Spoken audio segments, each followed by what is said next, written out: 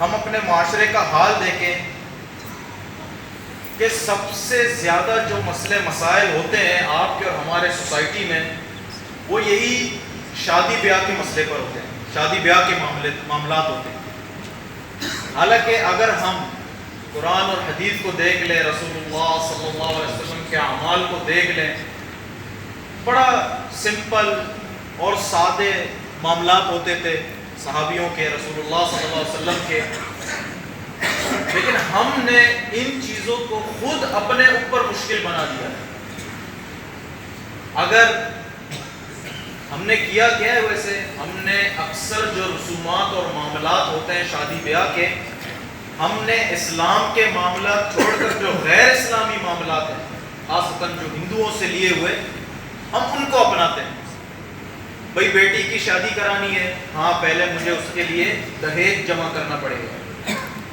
بھئی یہ دہیج کا سسٹم تم کہاں سے لائے؟ تو ہندوؤں کے پاس یہ سسٹم ہوتا ہے۔ نہیں جی ہمارے پاس بھی ہے، ہم بھی اپنے بیٹی کو خالی ہاتھ تو نہیں بھیج سکتے نا۔ اللہ، اور اس مال کو جمع کرنے میں جو وقت گزرتا ہے اس بندے کا، اس باپ کا، کہ بیٹی کو خالی ہاتھ نہیں بھیجنا، کچھ دے کر بھیجنا ہے، اس مال کو جمع کرنے میں اس لڑکی کی عمر گزر جاتی ہے۔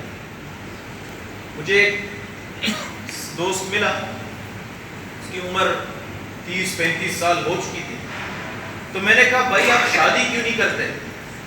آپ کی تو شادی کی عمر بھی گزر رہی ہے اور شادی کرنے کی عمر ہے، آپ شادی کیوں نہیں کرتے؟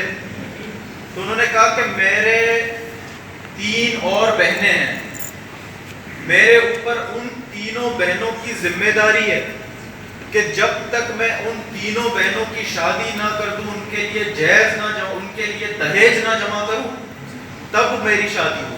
اللہ، اور وہ کب ہوگی اللہ بہتر جانے۔ یہ ہمارے اسلام کے رسومات نہیں ہیں۔ اسلام نے، آپ کو پتہ ہے ہندوازم میں کیا ہے؟